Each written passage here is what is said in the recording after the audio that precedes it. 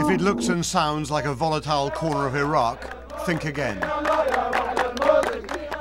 Rather, it is the world's most sophisticated training facility, a replica of Iraqi life, complete with anti-American demonstrations. And yes, an active and deadly insurgency.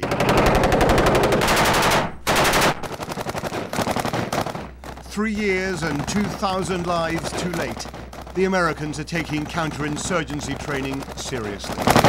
Flag that fella down and get yourself an IV.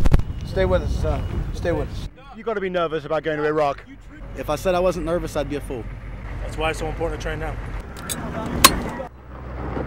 Touring this vast desert camp is to see an army belatedly adapting to the tactics of a new and deadly enemy, and to see soldiers preparing for the unknown.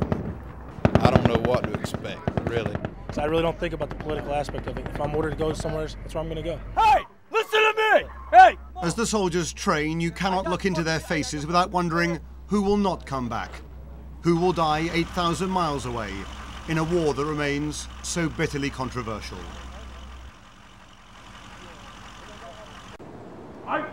Shoulder!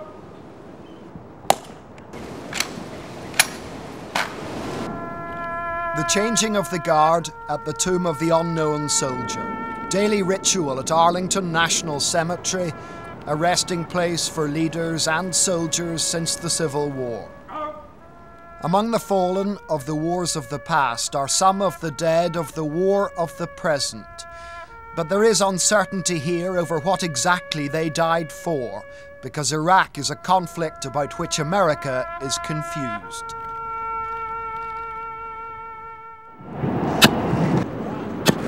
So while the Iraq War is unpopular, protests against it are rare. A beach in California is one of the few places where the true cost is laid bare for all to see. It's grown from a few hundred crosses to more than 3,000. He's out of touch with reality. Who's gonna stop him?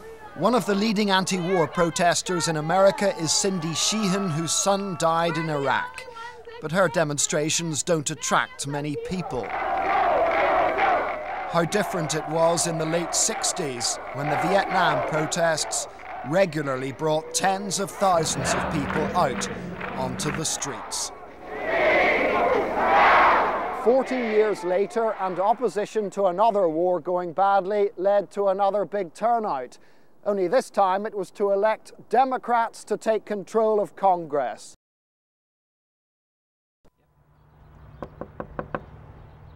Lionel, I am searching for the people I met 4 months ago, and searching also for answers about whether New Orleans is on the road to recovery, or whether Hurricane Katrina has forever torn the heart out of the town they called the Big Easy.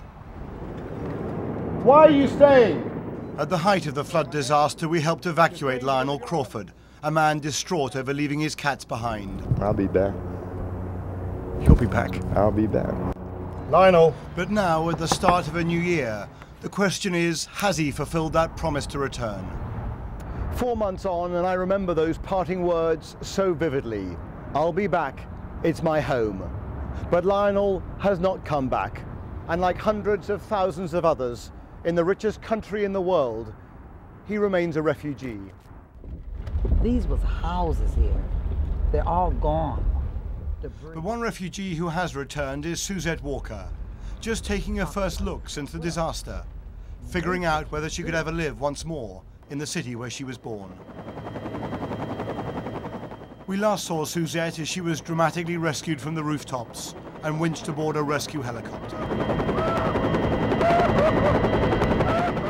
It's 4 months since that September day. That was quite a rescue. Yes, it was. A day I'll never forget. Now she's returning to her apartment for the first time to see its condition and retrieve some treasured possessions. It looks like it got caught on fire. That's what it looks like. It looks like it's been on fire. Nothing has been touched here since the day you left. Nothing has been touched, Robert. Nothing. Lionel was last seen in Texas, his home here now overtaken by cockroaches. and Suzette has taken one heartbroken look at the city and decided she too will not be returning home. Robert Moore, ITV News, New Orleans.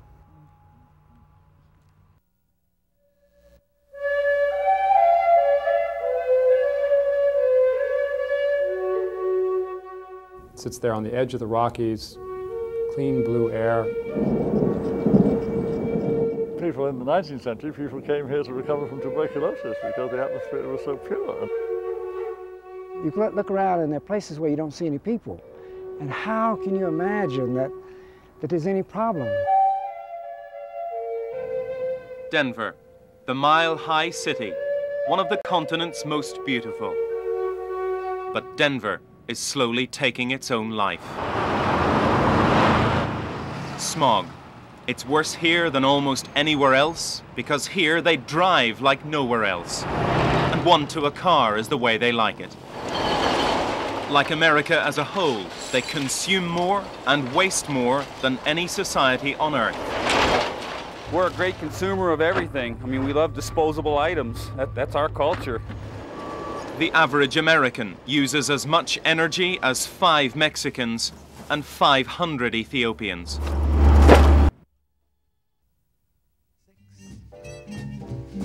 It winds from Chicago to L.A. It was once known as the Main Street of America, linking east to west, the road to a better life. I get your kicks on Route 66. A road born in the Great Depression, in the farmlands of Missouri and Illinois, where today misery has come again. I know there's got to be a change of some kind around here. It's got to be. You got stealing now, but it'll be worse than ever.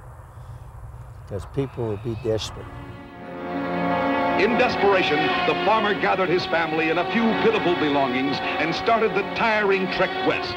66 was an escape route in the 30s from the winds that turned the land of Oklahoma and Kansas to dust. Today, the Dust Bowl is a memory. Hard times along the road, a reality.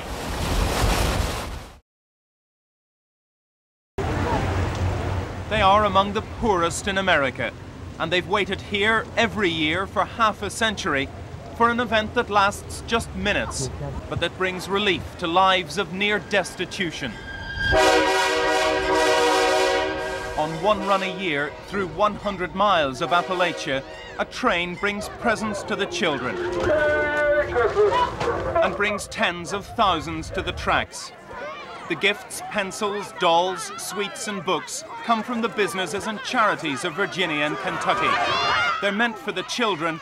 The adults join the scramble.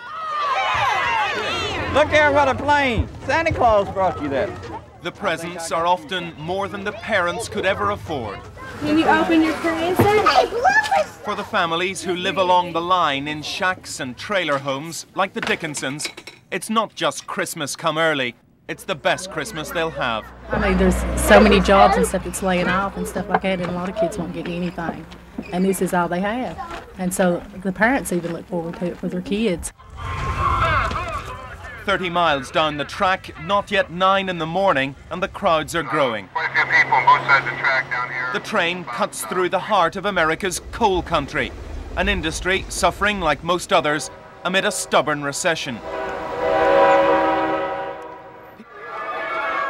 Midday and at St. Paul, a crowd that is perhaps a symbol of the desperation of many in America today.